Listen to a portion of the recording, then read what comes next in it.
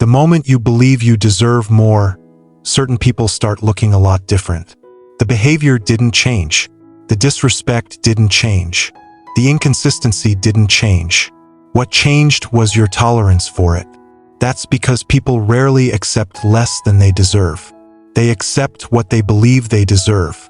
And those are two very different things. Most people think low standards are the problem. They're not. Low standards are usually a symptom. The real problem is low self-worth. Because self-worth acts like a filter. It decides what feels acceptable, what feels normal, what feels realistic.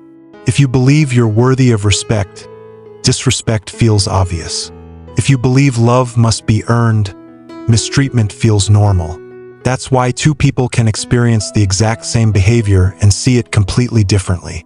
One person gets ignored for days and thinks, "This relationship isn't meeting my needs." The other gets ignored for days and thinks, "Maybe I'm asking for too much." Same behavior, different self-worth. And that's what makes this so dangerous. You don't wake up one morning and decide to accept less. You slowly adapt to what you believe you deserve.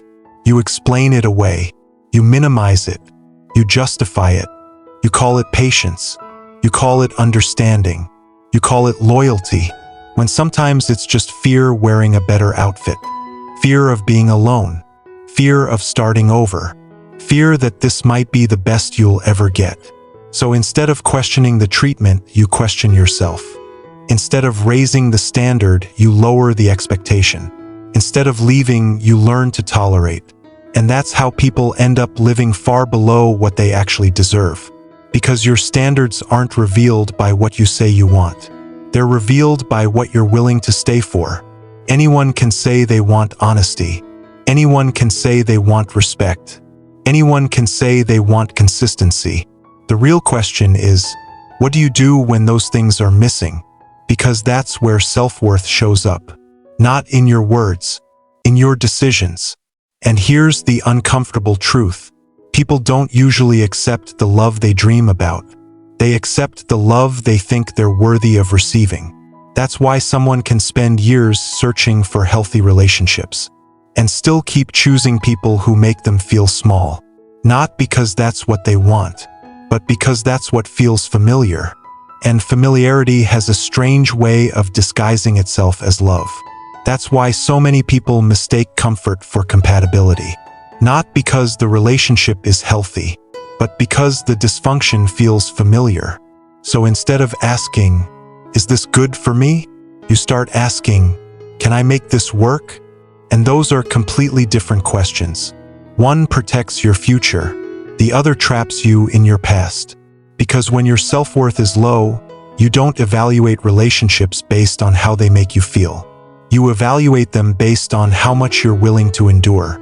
You become proud of your tolerance, proud of your patience, proud of how much you're willing to sacrifice. Meanwhile, the relationship keeps taking more than it gives. And the worst part? You don't even notice it happening. Because low self-worth rarely announces itself. It hides behind noble-sounding words, calls itself loyalty, calls itself understanding. It calls itself giving people the benefit of the doubt. But sometimes what you're calling loyalty is actually self-abandonment. Sometimes what you're calling patience is fear of leaving. Sometimes what you're calling love is simply a refusal to believe you deserve better. That's why raising your self-worth changes everything. Not because it magically attracts perfect people, but because it changes what you're willing to tolerate. The same behavior that once confused you becomes obvious. The same excuses that once sounded convincing stop working. The same treatment that once felt normal starts feeling unacceptable. And suddenly, people haven't changed. Your standards have. You begin noticing things you used to ignore.